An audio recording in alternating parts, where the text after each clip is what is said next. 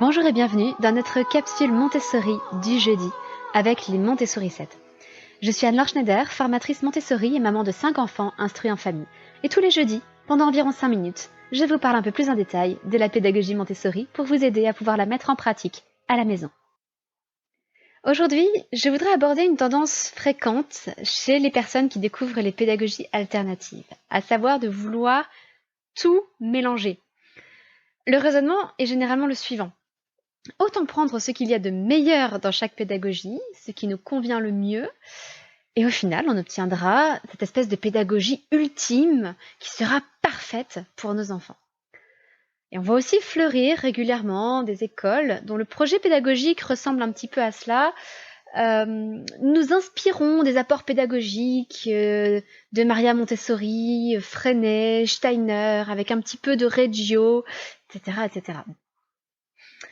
Mais avant de vous expliquer pourquoi tout cela me rend un petit peu réticente, je voudrais remercier chaleureusement L'Avent des Papillons, qui a laissé un très gentil message sur Apple Podcast. Elle a écrit « Un vrai plaisir d'écouter Anne-Laure. C'est toujours une joie d'écouter Anne-Laure, avec qui on ne se lasse pas d'apprendre sur la pédagogie et la philosophie Montessori. Merci pour ces écoutes. » Merci à vous L'Avent des Papillons. C'est un très joli pseudo d'ailleurs. Et n'hésitez pas, vous tous, si jamais vous appréciez ce podcast, si vous aimez ce que vous entendez, mettez une note et un avis sur Apple Podcast ou sur iTunes si vous n'avez pas d'appareil Apple. C'est le meilleur moyen de faire connaître ce podcast à d'autres personnes. Et en plus, ce qui ne gâte rien, j'ai organisé un concours pour le lancement de ce podcast et vous aurez une chance de gagner 2 petits jeux de société. Je tirerai le gagnant au sort parmi les 100 premiers avis postés sur Apple Podcast. Mais revenons à nos histoires de mélange de pédagogie. Pourquoi est-ce que cela me gêne autant ? Eh bien avant tout parce que chaque pédagogie a sa cohérence, son unité. Ça n'est pas un menu à la carte dans lequel on pourrait aller piocher ce qu'on voudrait. Prenez par exemple la pédagogie Steiner, qui met beaucoup l'accent sur l'art. Eh bien, ça n'est possible que parce qu'en parallèle, la pédagogie Steiner insiste sur l'observation de la nature, sur les rythmes de la nature que l'on vit à travers différentes fêtes dans l'ambiance Steiner, et grâce au fait que l'on ne propose pas de travail formel avant 6 ans. Donc avant 6 ans, il y a un grand espace qui est libéré pour la pratique artistique, pendant lequel on peut développer la créativité, la technique artistique, et ce qui est très présent aussi dans la pédagogie Steiner, le monde imaginaire. À l'inverse, la pédagogie Montessori repose sur l'observation des périodes sensibles de l'enfant.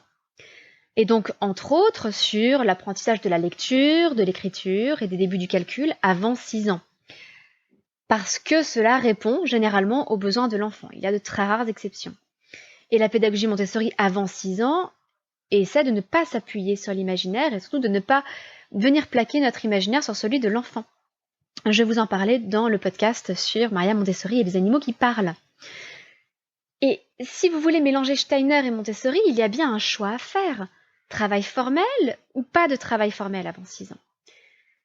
De la même façon, dans la pédagogie Freinet, on insiste sur la coopération, la collaboration très tôt, alors que dans la pédagogie Montessori, on va favoriser la responsabilité et l'autonomie individuelle avant d'envisager un travail de groupe qui sera librement consenti. Là aussi, il y a une incohérence si on veut appliquer les deux en même temps. Or, la cohérence, c'est sans doute la première et la plus grande vertu éducative. Je pense qu'on peut tous se mettre d'accord là-dessus. Aucun système éducatif, aucune pédagogie ne fonctionne si l'on n'est pas cohérent sur le long terme. Alors, la moralité de tout cela, c'est que je pense que nous sommes obligés de choisir une pédagogie socle, une espèce de base solide que l'on va explorer à fond. Si on ne le fait pas, il y a un autre danger qui nous guette. Le danger, à la première difficulté, de se dire « ça ne fonctionne pas » et de passer à autre chose. C'est exactement ce que l'on peut observer dans certains mariages où à la première difficulté, l'un des deux conjoints s'en va et se dit, ou parfois les deux conjoints d'un commun accord se séparent parce qu'ils se disent « ça n'est plus aussi facile qu'avant ».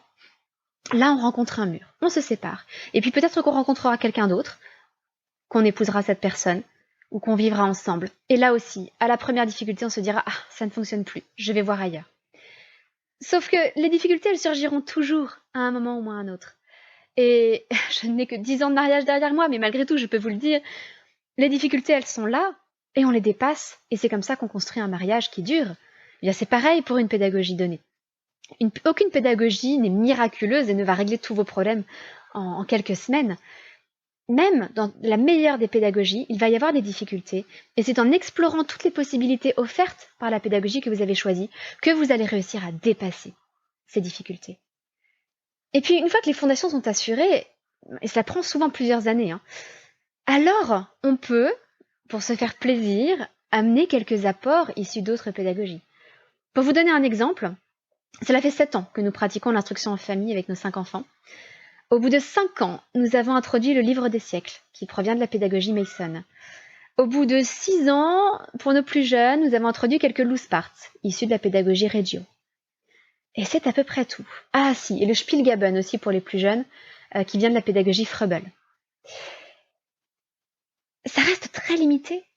Pourquoi ? Parce qu'en fait, nous avons déjà bien assez à faire avec la pédagogie Montessori, qui est incroyablement riche et remarquablement complète. Donc notre premier objectif, c'est de bien appliquer, de bien mettre en pratique, plutôt, cette pédagogie Montessori, et d'extraire de cette pédagogie Montessori toutes les ressources, toutes les solutions que nous pouvons trouver face aux problèmes que nous rencontrons. Et il y a déjà largement de quoi faire. Voilà pour aujourd'hui. Si cette capsule Montessori vous a plu, n'oubliez pas d'aller mettre une petite note et surtout un avis sur Apple Podcast ou iTunes. Je dis et surtout un avis pour que je puisse vous tirer au sort et éventuellement vous permettre de gagner 2 jeux de société. Voilà, je vous laisse pour aujourd'hui et je vous donne rendez-vous lundi prochain pour notre capsule Montessori. Bonne journée!